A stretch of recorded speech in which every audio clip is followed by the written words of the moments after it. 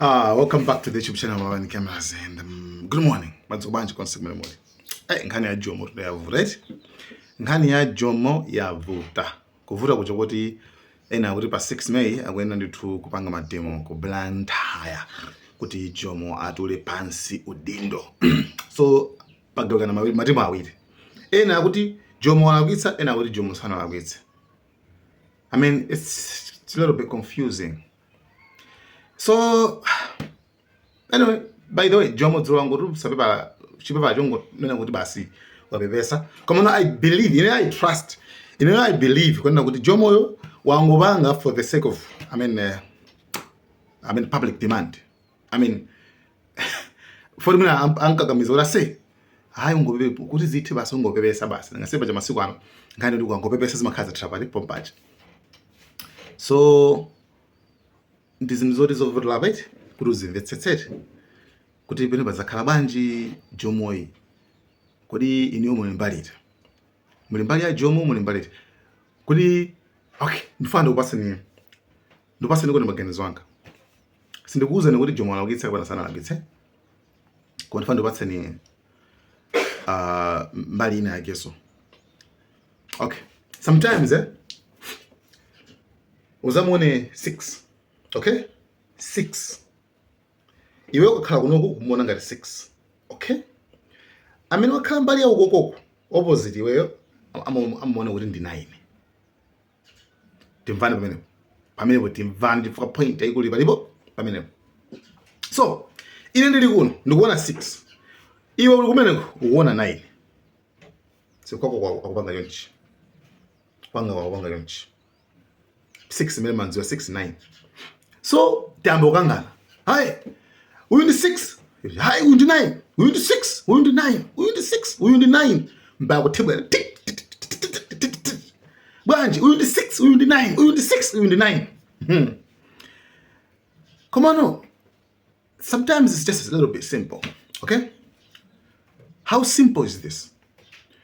Kuti umvesese kuti why uyu sometimes uzifusefusa. Okay, osati ungoona mbali yako kuti ukumona 9 kapena 6 kona uzifusefusa kuti nchifukwa chani nakuzaneka kuti ku philosophy question the biggest question philosophy is based on why. Okay, mangufusafusa kuti why uzifusefusa kuti why this friend of mine keeps saying 9. Uzifusefusa mene kuti chifukwa zangayo akuti 9 uzifusafusa mene. Okay, okay, so mwina kutheka mwina mbali yakeyo ndi 9. So kuti udziwe zinthu zija umatani chomwe choyambira ufoseka iti why uyu wapanga zimene zizi, why uyu akona kuti ndi 9. So umayenera kuti unyamuke upite mbali kumene kuli mbali ya iye uja kena koma kapazira kuti ase ndi 9. Okay, ndewe tabwera kuno taona ndi 6 itu. So mimi ngona kuti I was right. You were right. Ine naba chilungamo iweso napo yeniso unaniso ba chilungamo. You understand? Tosele ba chilungamo. Ngani tinasiyana mbali kumene tili. Tamvana? I will just ndikupasa ni a little bit personal story. There was a time years ago. Zambo zabiraso so I used to madziwa ku Cape Town kuli pamakhala ma rehabilitation center. Okay, muna anthu amene apanga kwambiri aja ma drugs kwambiri ali addicted nde amapititsa ku malo ena akamachita kuti rehabilitation center kumene kuja amakalandira ndithu chithandizo kuthandizidwa mutu. Okay, mutu mwawo kwapanga sati mafizo kwa santha bwino adye kenako kwapatsa kumapasa malangizo kwakonza umumu kuti zinthu zazirani I mean akhale bwino anthu aja chifukwa ndi nthendaso for addiction ndi nthenda. Okay, addiction meaning ngona kuti anthu amene akhala kudya zina zake zodyezera ndesafuna kusiya kungokhala ngati mukuzwa amene komala sikwambiri kwenikweni komano maiko enawa zilipo zambiri. So Ineyo I used to work kumbali imene kuli especially ana not akuluakulu koma ana kudzoza Cape Town kuja kuti timakaladi kuti chanchata bakutantana yeah. So ana amene aja kunali center ina imene amawasula okay, kwasula ana aja kwasula nde ukamasula then akakora bwino bwino kwete ana aka amachuka mu street choambe timvana pano ana aka amachuka mu street sura amakhala ana abwino bwino koma they were coming from broken homes okay, amene addicted ndi ma drugs makamaka jambazi zichanchane. So ana amene aja timawatenga okay, school imatenga ndikuwaphazika mu cheni imodzi then kenako kwasula pang'ono akakhakula ali bwino uko then amawatenga kumakaponya ma primary sopano kuti azikaphunzira. So I used to work there. Ine ndikagwira ntchito kutiko kumene kucha chabwino. Munkar, is this your brother? Hey, what's your name? Nakir. I mean, inatafika kumene kuja anaja nkandivuta. Yeah, to be honest, anaja nkandivuta. Why anaja mandivuta? Fodi timachokera kusiyana choyambira. Koma anaja anali ma teenagers. Oti sama bitu la zaka 20. Moti wankulu wambiri ani zaka 18. Wankulu wambiri. Koma ina osewa anali oti 10, 11, 12, 13, 14, 15, 16. Choncho ma age wao. Nde amaoneka anang'ono koma zochitika zawo si ana awamba yayi. Chifukwa sometimes ndikamacheza nawo ndikamafusa za life yawo amandiuza tase amandiuza akule ineto napha kumuntu like ndiyani mabana mipeni teacher timaticha. So you know kuti si ana amasewera yayi ndana kuti miti yawo simagwira bwino. So poyamba ine nimawatenga manomo, you understand, like I want to help them, like hey, come here, sit here, you know, kwesera kuti mina magita athandize kuti makamaka pang'ono. So koma ambiri utafika kumene zezo kuti timakhanga kachilendo timamvana kwezi pang'ono kena kuna anazamba no kundionetsa mbwaza so pang'ono ta say yo this is Cape Town yo like afuna ndionese so pano mbona like kwa sababu pano osabwera kamana ka 13 years 14 years tapanga kuti ni osabwera upange izi hey guys kumarumu kwanu kuta sesani osasesa. So abwana ine ananditana, hey come here, ndafika anza kuti I know you're a good man, okay, nduzuri wendo abwino, you're so soft, okay, don't be soft. If you want to fix these kids, don't be soft. You understand? You see? Nanduza, I know kuti maybe kwanugo, I mean kulibe izinto ngati zizi. Koma these kids are coming from streets. Ana ujukela ma streets coming from broken homes. Kumene magulu awoso na also aliso ma drugs iso. You understand? So iwe ka soft mene I mean mendu wonlam utawa. So you need to manduzo to pull up your socks. When I bag socks, so I was like, yeah. Okay. So not okay. Maybe I should try that. Kenago. Na bano sipano kwelenga mbuku sipano maga okuzana ndi zana amino kuti maga tibezenchira zanji, you know, in order to help them. Anaja. So nda talenga mbuku aja napeza ko njira zingapo zimene ndimene ndigwiritsa ntchito.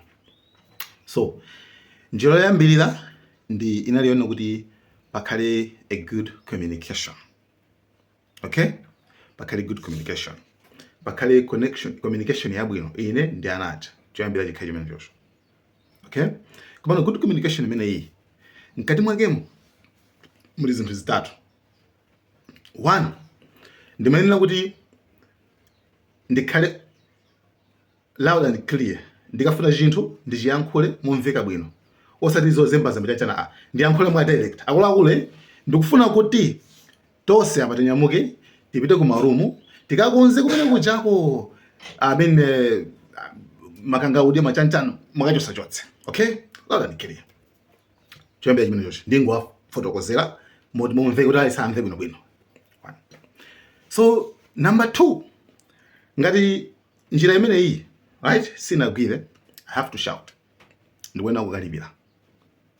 Raise your voice. Ndikuenda kukweza mawu. This is like I'm dealing with kids, not normal kids. Kumano ana amene akuchokera ma streets. So ndimenera kukweza mawu like what I say. Yay, yo, yay, yay. You understand? Yay. Yeah, so nakalibe ye maniera komiso. Yay. Khanyan. Wakalibira. Kenako ndikakalipira. Imene step number 2. Ndikakalipira. Ndikwenda ndafotokozere why ine ndawakalipira. Okay? Ndikakalipira ndafotokozere why ine ndawakalipira. Adzezo nzoti ndakalipira chifukwa ndi poyamba ndayankhula clear koma sana ndimvetsera. So ndafika level imene chifukwa sana ndimvetsera, that's why ndakalipira. Stage number 2 imene. Stage number 3 imene timenera kuti tigulise ntchito. Ngati mwana sana amve. After one time kula bwino sana amve, ndakalipira sana amve. Stage number 3. Yo, we gamuru you my bro man, you muru you man. Yeah, I think when you my dziwa. Muru. Menya. Menya. Fasa akumva ya. Komano iwe ukapanga check mu steps oseo. Ubeza konzo step number 1 ubeza ko anthu amene amvera before amene osanafika pa number 2. Ubeza ko enake mona modzi kapena awiri amva ndiko yankhula koka. Number 2 kakalipira ubeza kuti mupeza kuti palika gulu kena kamene kamvaso ndi ukalipira. Sikanamve ndiko yankhula mabwino mujayi. Koma kakhabe naso. So kanamba komalizira kamene kako kakatibula sopano pena makhangati wopanga cover gulu lonse. Ndere akamapira no jako ndo kwinako akwalandira mambama. You understand? So language imene yo ndimene amamva anacha. So meaning kwena kuti one ndimafata abwese kumuyambira lokuti tumabwese ku step number 1 timafuna kuzira kuti akulu why timafika pomenya, it's because simunamve poyambirira simunamve number 2 timafika pomenya apo. Koma amene wamva poyambirira ndo akha safe. You understand? Akha safe from step number 1, step number 2, step number 3. So actually zimayamba no after a month naona zoti zinamba kugwira. Okay, zinamba kugwira zinthu zicha. So zinamba kugwira zoti anaja sopano amambanga void kwambi kuti samenyedwe koma bwa ndingomvetsera ena abe ambeza be samatani asamamvetsera. So mambama nthu amene kulandira. So the problem came panabwera vuto kumadza ku South Africa kuli achina timati ma social workers, right?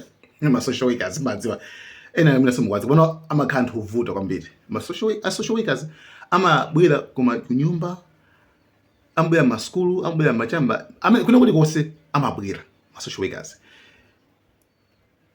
Kholo limatha kumangidwa chifukwa ngati mwana uja akangodandala ku ma social workers and ndi anthu anokuti very tough. So chimene chinachitika nchonena kuti one day anazabwera social worker, right? Ndifika ndemadziwa ku South Africa kuli malamulo kuti mwana osamenya, osampanga abuse, osankalipi, osampanga intimidate. You understand? That's why mwana azapusambiri ku South Africa ana amenya, ana amatane, you see? So yeah, ife ngati private institution ngati ya private, so izo says this sizimene kuti zichitike even on pa camera. You understand? Makazo just kamana zimakonzedwa zinthu zicha. So the thing is atabwera amene aja anapeza kuti lucky enough anaja chifukwa panali good communication choyambirira amadziwaso kuti timathebula mambama because of disobedience chifukwa chosamvera. Anthu aja mwamwayi anapanga cover up, anapanga cover up, anasinda anakhanga tibe zomenyazo sana ulule koma anangonena zokhanga zongokalipira. You understand what I mean? Koma bebe na kaudu zomenya zafika ndo ine ndo ndimene ndimangidweso. Okay? Mwana kujonze ndizoletsa kuti. So afterwards abwana nandu zotakule amene mukugwira ntchito ndimukuyesesa kwambiri. Koma so this issue yomenyayi inalinso bwinonso kwambiri koma ngasimudzoka ndi malamulo ndi zizitivuta kwambiri ndiye musamatani no kumenya. Can you believe ineyo ndikankalira mwayo kuti mwana ndimopyeza ngati ndipasambama chonchi amandiuza kuti no man, you cannot hit me, yo. I'm gonna go to police. I'm gonna get you arrested. Don't wanna do that. I say, I told you to come here. No. Don't wanna do that. No. Don't wanna go. Don't wanna go. Hey. The mood you, bro. Mayor, I say, no, go to police. You understand? So, many gonna go to the issue is, Bagana, guys, no, in the end, I'm not a because it's like, they need power, so this is how I designed. I didn't be like, no, actually, you have to work with us, blah, blah, blah. No, I can't. No. Yeah, no. My brother, I'm in the variety, nigga. To find you, okay, it move from my that's how Anna Caribino Bino. So the way to fix them, Njazan knows an answer. The Caribi, Timuza Bonobuno, the Caribire, Canago. The tibule ngali sa mvasa bono. So in mnega nza utibula. Mnega nza ukalibira. Kwa mfuna manza sabu. So I resigned. Now that inaendo banga resign. Tufasize ukisizigwira. And moreover, ana also ndokuti kumena amagwisi they will enter in my pockets. Andro wantumba. And jaila wa mili. Sa uzora ataja ba salibe phavu. You see? So, nimafanda kuti kuna kuli kose kumakhala kacha. Kumakhala kacha khedwe kake kuna kuli kose. Maybe zinthu zetika zijambula maybe. Pamene anthu amakhala kuti angotenga half baked story. Amakhala angotenga nkhani yapa ngono samba zoti kodi zinthu ziuchola kuti. Na amakhala kuti akuyankhula. Mandivese? Chifukwa ziyankhula. Fese zinthu zijambula.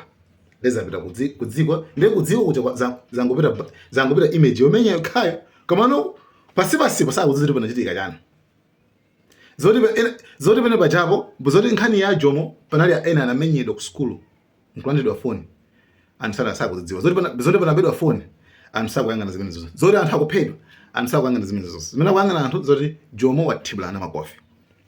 The same way, oneka na kuti zimene panga ukozo ni majambula. Bweza anthu akungona zoti koma dawa aso baja chonchi koma anani matibula kwambiri and it worked. It used to work. Zimagaya nchilo ndithu bwino bwino.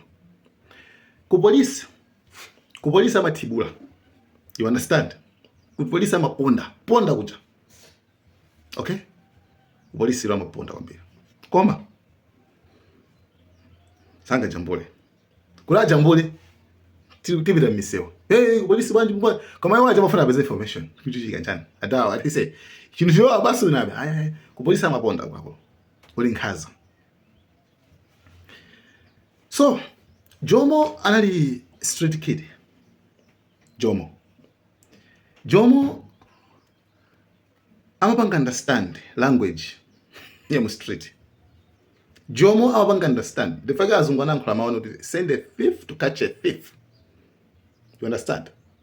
So maybe chifukwa zina jambo lino. Kama no Jomo wabanga proof kwa anthu kuti guys diani guys sifoni yabelo diani ndibeza phone yo. Ineso ndo msiti mwemo. Phone kuibeza. Kama phone sina bezeke chisawa waya. Ana khala meya wina amene wakulida kwina wake in town ne phone nje sana kaibeza. Sana kaenda so midzi mene njamoso yayi. So Jomo understand the language. You understand? So,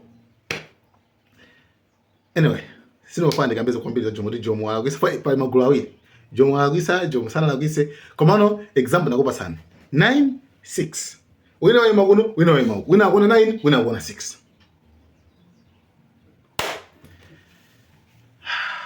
Amen, nkani muimva bwanji. Jomo mwamuona bwanji. Jomo anapeleka kaenda ndalama kwa ma street kids mukudziwa soka leso wapasa ndalama sura nango figure wapasa ndalama kwa abwesa kwawo kuja. You remember Jomo timapaka soma post ma videos van Jomo akwatenga ma street kids aja kuma pass ma ndalama da business kuma zochipira no silofuna zakuba munomu. So that is a step 1 imene namba choti actually ndi step imene choti ukhala ndi communication yabwino ndanacha koma ngati sisi kumveka mambamo chabo kuti the issue yakuzana ndi mayaja. I think sidikile kwambiri, so I cannot speak zokuzana ndi mayaja kuti fama yaja anagula kaya ukama na kuba I don't know. That's why koma magamba zokuzana ndi Jomo ndi ana aku Blantyre most kids ndona kuti amamvana. Jomo so amathandiza koma there's a language, there's a culture pachikhalidwe chayo wacha mama chitira kuti ena nosumungachibvetse. You understand? Guys, thank you so much. Cameras.